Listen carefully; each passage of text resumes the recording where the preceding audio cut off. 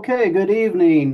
This is our fourth webinar and our final webinar in a series called Cornstalk Grazing Fundamentals, Leases, and Agronomic Impacts.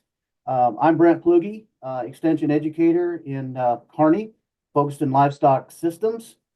Jenny Reese is also with us this evening, and Jenny's a cropping and water system specialist, and Mary Drunowski is also a co-host with us, and Mary's a extension specialist in beef production systems, and Mary's in Lincoln on East Campus. So tonight's topic will be producer perspective, and joining us tonight is Ron Seelock from the Exeter area, and Ron's got a tremendous amount of experience in this topic, and we are so fortunate to have him this evening to share some of his insights and some of the things that he's been working on. And we're going to turn this over to Ron. Thank you for being here, and I appreciate the chance to interact with you this evening. And when we start here, if you wouldn't mind, just kind of give us a little background about yourself and some of the experiences that you've had in that grazing cornstalk residue. Yeah, so first of all, we're not natives here. We kind of live in the middle of center pivot corn country, so we're a bit of an odd duck in our neighborhood because we don't grow any corn or soybeans. My wife and I both we moved here in '06, and we just got a kind of a small grazing operation, and so we depend on our neighbors for corn stalks and to a lesser extent for grass, but for our winter feed source, which is mainly corn stalks and some turnips, but we depend on our neighbors. So we've had to kind of nurture those relationships from the start.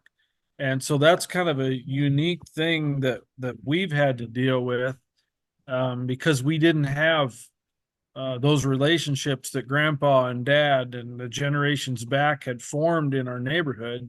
And so, and people are, naturally wary of new folks in the neighborhood. So it's been a journey, and we've got great neighbors, and they're really great people, and we've gotten to know them very, very well. So, that's in a nutshell what we've just, I guess we call it a big hobby, or we've got enough cows to keep us busy.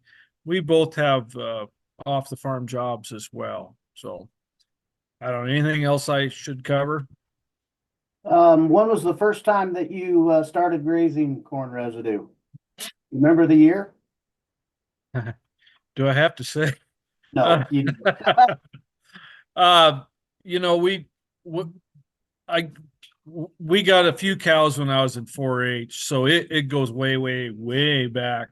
That was just a natural for us. I grew up in an area we still had fences around a lot of our cornfields at that time, and when the calves were weaned, we turned the cows out, and so I never really gave it a second thought. It was second nature for me, and I didn't realize not everybody did that. But as you know, that there are very few fences around in the country anymore, and so it's not a natural thing so much. So in terms of the classes of livestock that you are, is it mainly dry cows, or have you had replacement heifers or calves or anything else that you've put on stocks? On corn stalks, we're just looking at dry cows and bred replacement heifers, or coming 2-year olds, if you will. They're not adults yet, and they've got some nutritional challenges of their own, but they seem to be able to keep up with the rate that we move them around. So we've done some stuff with pairs and weaned calves, but that's been on cover crops and more high value types of grazing situations, not on corn residue. So when do you typically go in and begin that grazing period? As soon as we Soon as possibly the can. combine leaves? Yeah.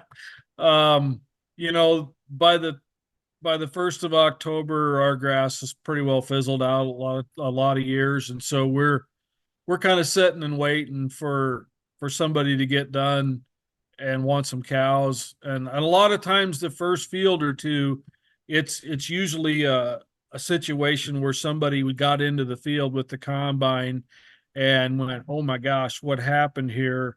We've got ears on the ground. Who can I call to get this cleaned up?"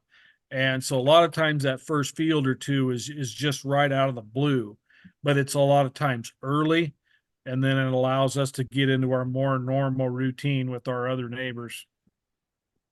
So well, to answer your question specifically, we've had cows on a stock field here for about 10 days. So somewhere in the 1st October range.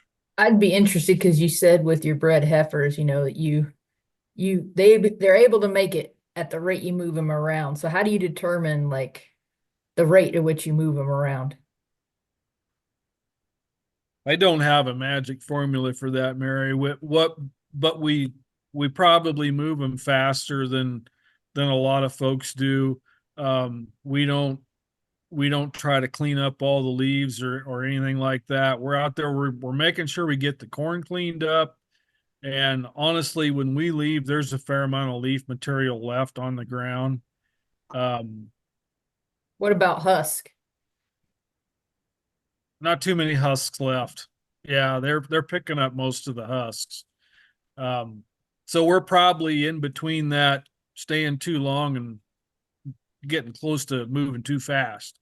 And we cover a lot more ground that way. You build more fence and you do more transportation, but they come out of there in pretty good shape, and they're eating corn and corn husks most of the winter. Yep. Thank you. Jenny, do you have any questions?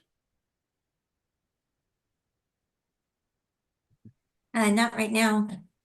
Perfect. So what do you think, Ron, are some of the biggest challenges that you've had over the years grazing crop residue, especially the corn residue? So I guess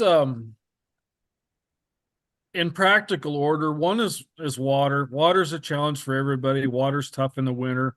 We're generally hauling water. The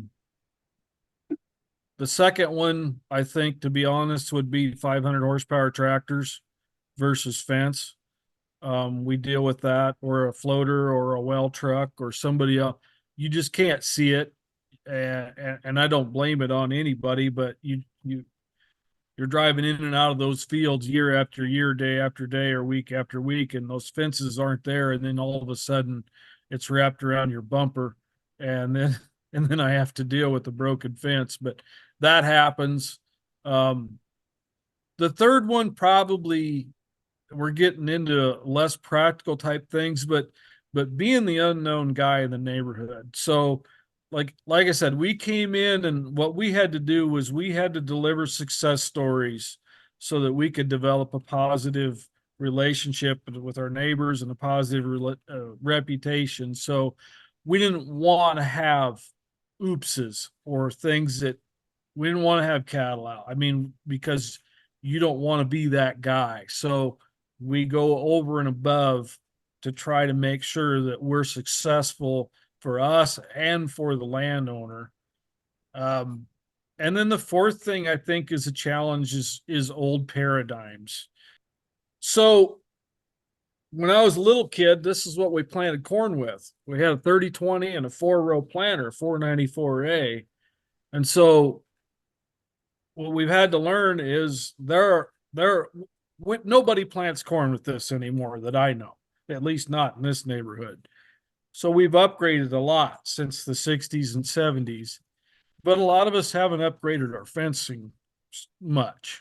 A lot of times grandpa or dad bought a few hundred rod posts and insulators and some really small diameter wire that came out of China, and that's what their corner of the barn has in it, and so that's what we put up for fence. But when I was a kid, one of the things I hated, we fed cattle, and every time it rained, it seemed like Dad would send us boys out to find the short in the fence because the cattle had got out.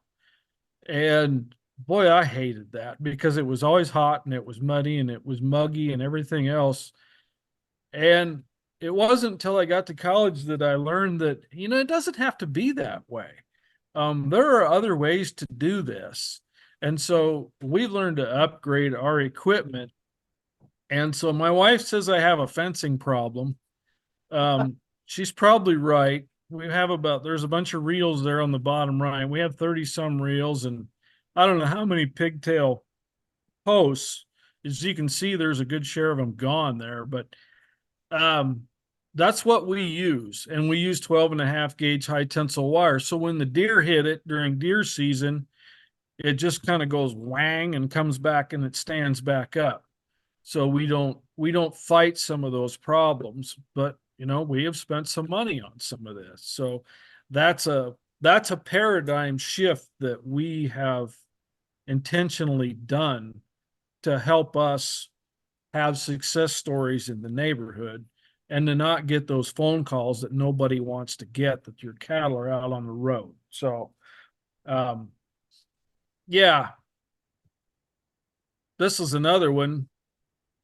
We talk and Jenny you guys had this on last week, and Jenny put out an article on compaction.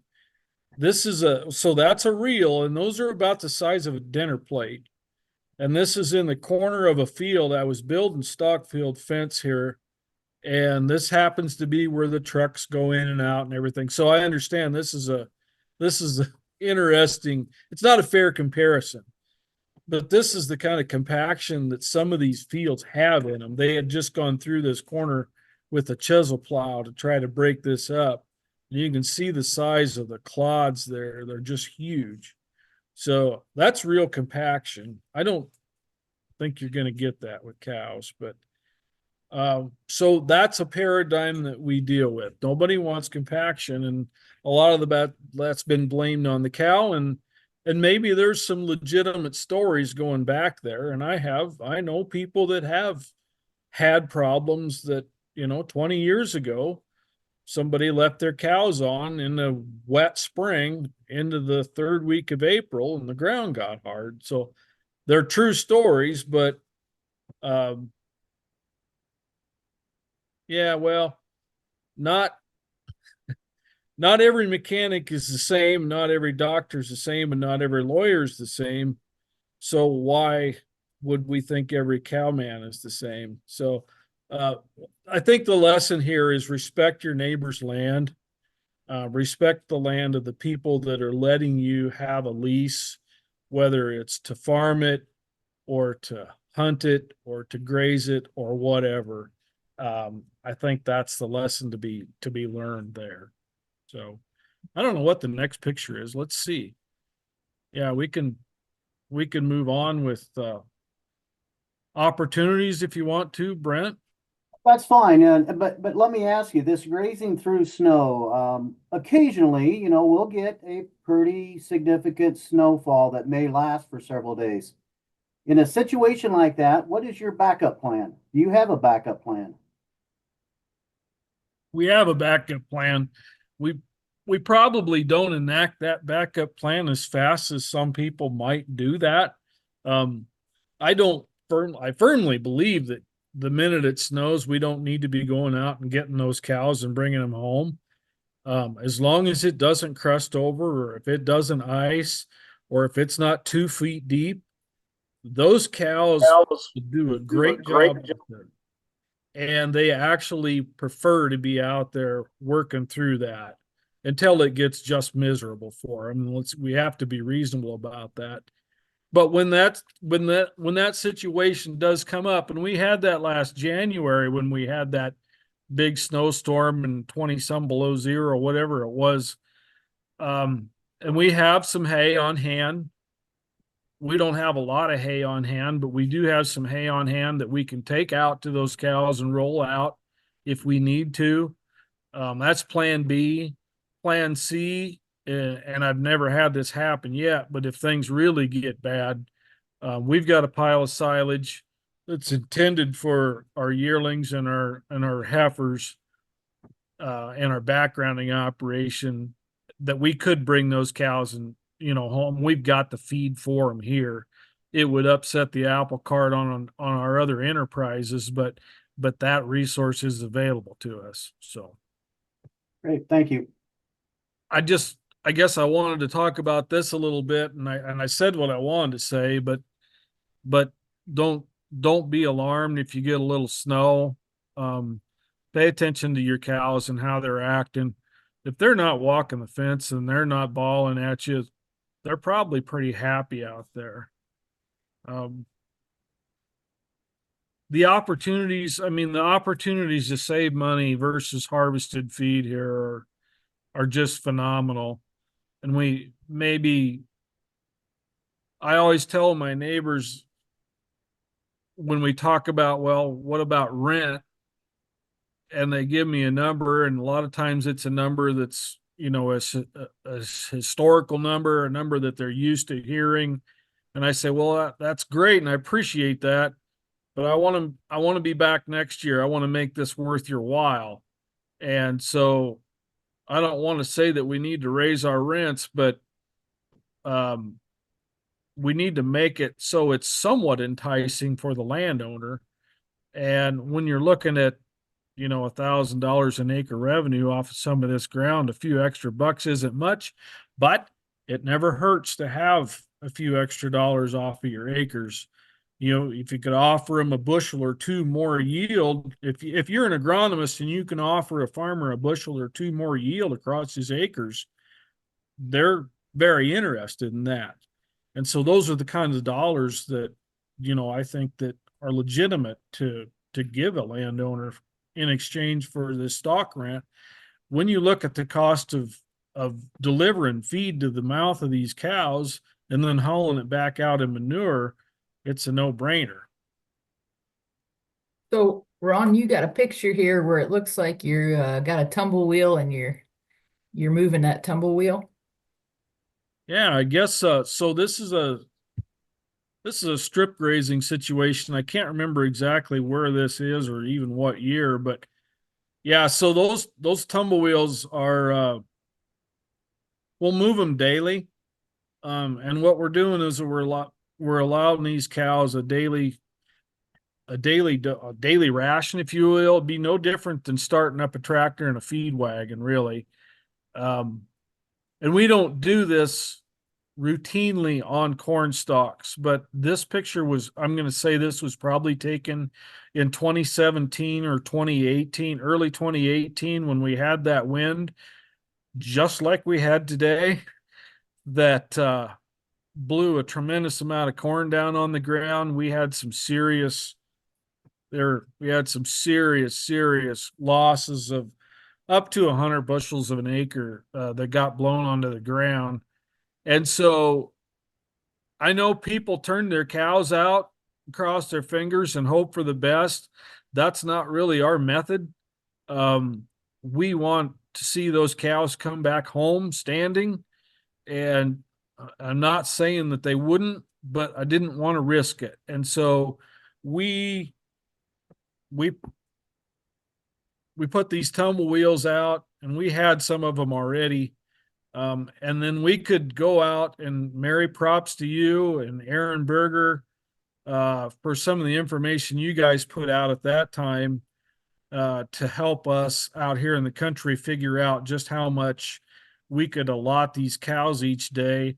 I'm also a crop insurance adjuster, so I was really used to counting ears on the ground. So between what the information you put out and the expertise I had at counting 1, 2, 3, 4, 5, and so on ears, we could figure out pretty quickly how much to give these cows each day.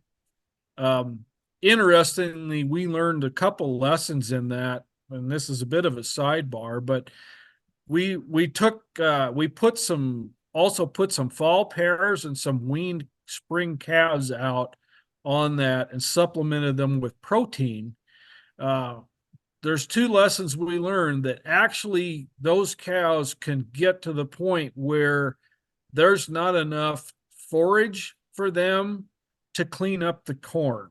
And I never knew that would happen, but there was so much corn down in some of those places that when the leaves and the husks were gone, they wouldn't pick up any more corn.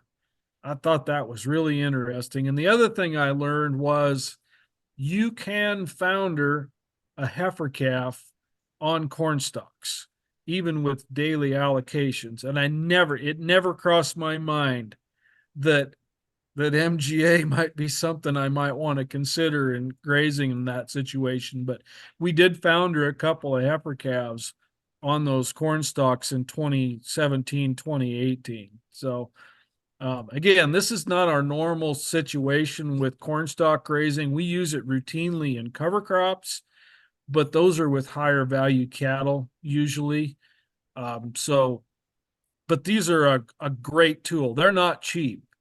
And it's a pain to go out there every day and move that, but it doesn't. I mean, when you compare it to the cost of starting and running a tractor and feed wagon, there's no comparison.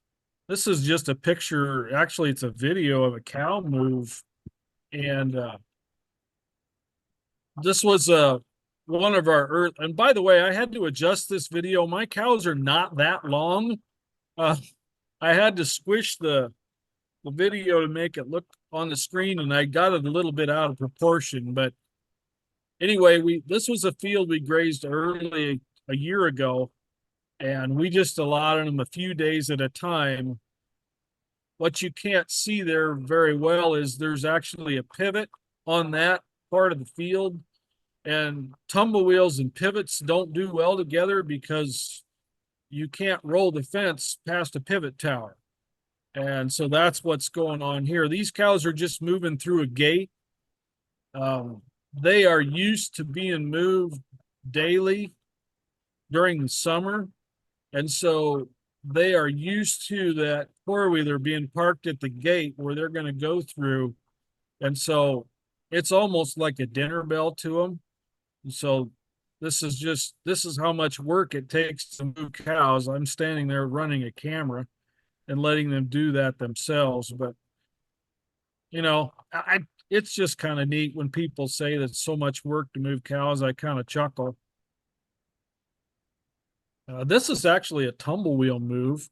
These are some spring pears. This is on turnips, or fall pears and some spring wean calves. So we'll take a quarter of turnips and we'll divide it into two 80s, because a quarter mile for these turnips or for these tumble wheels seems to be about the limit from what I'm comfortable with, because that polywire has got to be stretched fairly tight. And if you had to go across the whole quarter section, I just think that might be asking quite a bit, especially if the wind starts blowing either to the left or to the right. Those tumble wheels can roll. And now all of a sudden your allocation is 1.5 times what you thought it was, or it's 0.25 what you thought it was. And you go out there the next morning and you realize that fence isn't where you left it. So the longer it is, the more it has a tendency to blow and roll on its own. Ron, when you're providing the tumble wheel, when you're doing strip grazing like this, and I realize this is seed corn residue with the turnips in it, but to me that's extra value from an agronomist perspective, a crop producer perspective. That's extra value because you're distributing those nutrients in a different way. Does the rental rate change when you strip graze versus just let your cattle out, or how do you work through that? The rental rate changes based on the forage that's available. The rental rate for what you're looking at here on the turnips is exponentially higher than it would be for corn stubble or corn residue, just because there's so much more value there. We can convert that. Like I said, we've got weaned spring calves out here, and we've also got fall pears out here. So we're converting that to a high value per pound of beef. Does that make sense? Versus running a dry spring cow on corn stalks, you're not putting on gain really. You're just kind of maintaining them. So the value here on turnips is exponentially higher. I'm just Nikki? also saying, yeah, I can appreciate that. And I can also appreciate from the crop producer perspective, what you're doing in strip grazing like this is bringing extra value to them.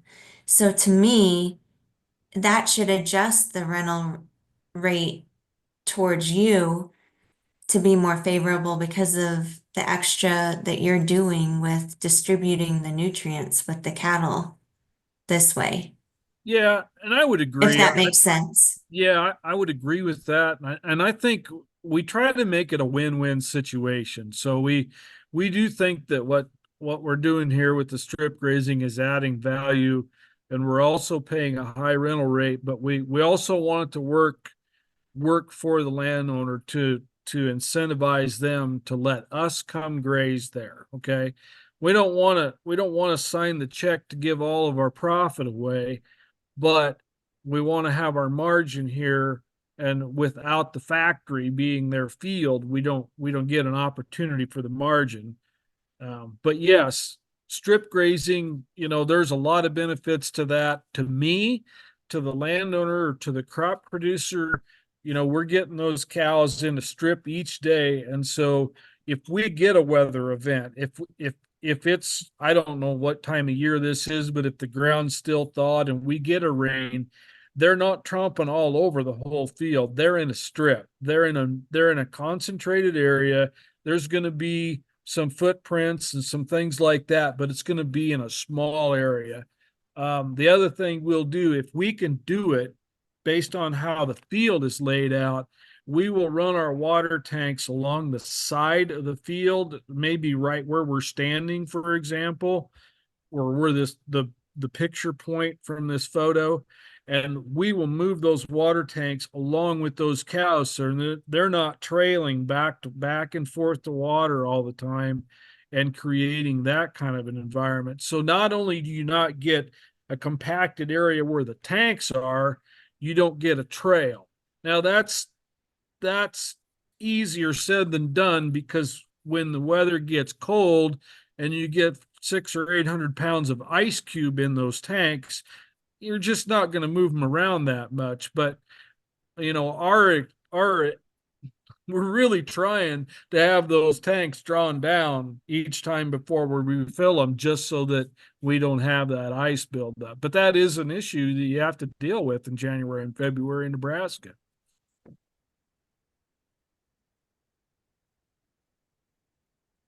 What else we got here? Yeah, and I just wanted to comment that, this is a weaned spring calf out on turnips. And I know this webinar is not about turnips, but this picture is about a calf and it's really, really cold when I took this picture. And he's just out there and he's loving it. Okay. And he's grazing and he's putting on weight, and he's returning money back to me, and he's doing a service for the landowner.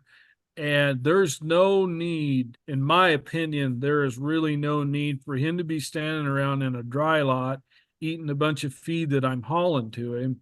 And so that's back to the incentivizing, Jenny, because we've had to develop those relationships where we could actually get access to the turnips or the cover crops or the corn residue in order to do things like that, which help us out financially. So it's an evolving type of a situation where we're trying to respect the farmer's goals and his concerns, or her goals and concerns, and trying to make it work for them as well.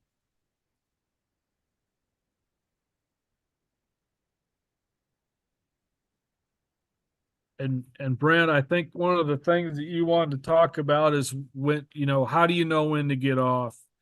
And that's important. It's important to know not only what to do when you're out there, but it's important to know when it's time to go home.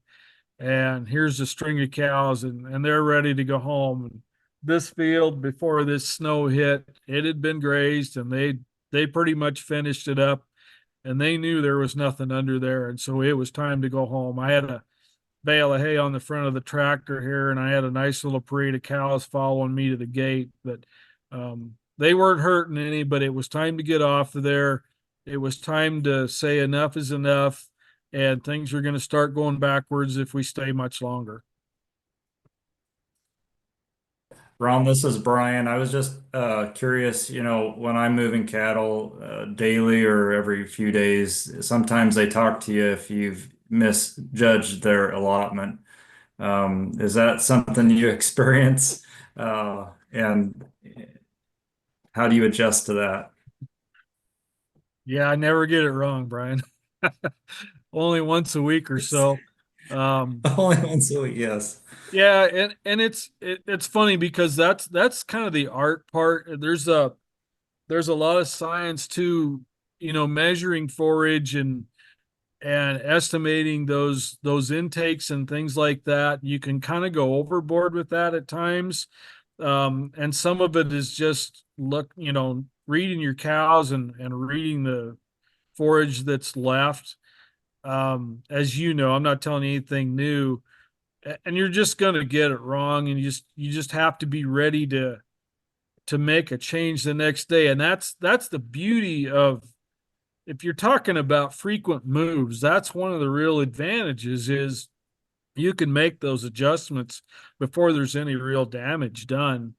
And we have to make those adjustments all the time. I mean, even in the growing season, there's enough variation across pastures that you might be dealing with 0.85 acres a day for a week, and then all of a sudden you hit a spot that you've got to jump up to 0.9 or an acre because the forage just isn't there, or the forage types have changed, the grasses are different. I mean, you just have to be able to read that. And that's one of the real, there's so many benefits to being out there every day, and to be able to read those types of situations, I think sets you up for success for your cows, down the road. I mean, not only is it good for so many reasons with their temperament and their handling, but you're taking care of their nutritional needs, and you're keeping them healthy, and you make those adjustments, and then you just go on. And I love the concept, and I'm not going to get on a soapbox. I love the concept of the virtual fencing, and I think in certain contexts that's a panacea, and it will work great. But the one of the downsides of that is you're going to have to be disciplined to go out there and still do your observations. And you don't have to maybe be out there every day, but you still have to steward that cow herd, and you are still responsible as their caretaker, and they're dependent on you. And if you screw it up, they're the ones that pay the price. There, off my soapbox now. That's well said, Ron, and the cow condition reflects that attention, and so I can appreciate that. Absolutely. Could you speak, if I may ask another question, would you be able to speak on if we get freezing rain on some of your perimeter fences? I know you use some high tensile on the perimeter, is that right? Yeah, we use 12.5 gauge high tensile. Yeah, so that really makes a big difference when you start talking freezing rain. Yeah, we've had a fair amount of ice on our wires at times, to the point where I was a little uncomfortable. We've not had any go down. As long as we're doing a good job of building our fences. Pigtails are pretty strong vertically. Pigtails are pretty wimpy horizontally. And when I say that, if you're building a fence that has any sort of a curve to it, pigtails may not be your answer, or you need to at least put something more significant in there more often in your spacing, because they will not hold a fence side to side. And And if you get some ice on that, it's going over. So we're pretty cognizant about building those as straight as we can. Where we do see polywire will gather ice like nothing you ever saw, and it will really sag. Mary's nodding her head. She's experienced this apparently. That's not to say the cows are going to jump over it. They probably won't. I don't know what yearlings will do, but it'll really, I mean, it'll sag clear to the ground, and you got to go along and knock it all off. So yeah, ice is certainly a thing, especially with the tumble wheels, but the hard wire, not so much. Yeah, I was gonna say the one thing about the tumble wheels, I don't know what kind of line you have, but I assume you have that thicker poly wire in your tumble We wheels. have we have the turbo wire. Yeah. It's Gallagher's turbo wire. It's not their new really heavy stuff. It's kind of the middle of the road stuff. Gotcha. Yeah, because I think because you like you said, you got to stretch that and you got to put quite a bit of tension on it. And Yeah. just like what you're talking about with the ice, some of the poly wire is really bad about sagging. All of it is bad relative to Yeah. using high tensile, and so that's always a risk. Yeah. One idea I've heard, Ron, is well, when I visited with some Canadian friends, they were using steel cable, like an airline cable, instead of poly for their moves, which also sounds like more work, but it did mitigate the snow load or the freezing rain load. Yeah. And I actually way back in the day used some of that cable. There was a company called Premier. I don't know if they still make it, but out of Washington, Iowa, that made a cable that it was a soft, flexible cable that was used really before I had ever heard of polywire, maybe before polywire came out. But that would be a really good answer for that. But you're still going to have to anchor the heck out of those ends because, Oh gosh, yes. yeah, we did come up with we steal all of our ideas here. We don't have any original thoughts, but we came up with an idea based on the concept of a slide hammer, in order to anchor the ends of those poly wires with those tumble wheels, and it works pretty well. So you can really pull them tight. I think it's a great deal for the cattle health to have them out there, and again, I just assumed everybody does it, but maybe putting them out there and leaving them all winter isn't always the best. And if you only got a few cows, that's probably all right.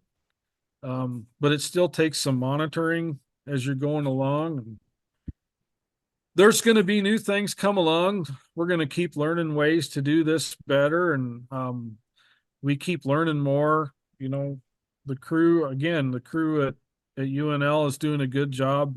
Mary and Darren Redfern have done great at trying to get some of this information out that the people out here in the country can really put to use. And I know that's difficult. Having spent 8 years in the research system myself, I know that there are, requirements from replicated studies and peer reviews that they are bound by that make it difficult sometimes to get really boots on the ground information for us out here in the country. But I just want to say that you guys do probably as good a job as anybody I've seen, and hats off to you folks. And I've left somebody out, but Aaron Berger's another one, that he helped with that disaster in 2017 with all the ears on the ground, and that helped us really. It helped us add some value it got us on, let me put it this way, it got us on ground that we could never get on. people that said, no, no, no, no, no, no, were calling us and saying, can you come clean up this mess? And because we were able to control the consumption, keep our cows alive, and clean up their mess, that again, that was a win-win situation. So, and that's everybody working together, and that's great. I don't know much else except to say that, you know, when everybody else is thinking you're losing your marbles and they're looking at you like you've lost it, maybe you might be on to something good, instead of just doing what everybody else is doing. The other thing is, mature bulls can pretty much do whatever they want to do when they want to do it, if they set their mind to it. And I think we're kind of the same way. We can do what we want to do if we set our mind to it. And if we think we can, we probably can. And if we think we can't, we're probably right. And I stole that quote too. I can't give credit to who it's due. The other last thing is there's my tree frog, and things that are new can look pretty intimidating until you put them in perspective and you realize that they're really not that bad after all. A great summary, Ron. Thank you. Again, we appreciate it. Awesome information. Thanks Thank for you. having me on. I've enjoyed it. Yeah, thank you for your willingness to be part of our discussion tonight. Absolutely. Thank you.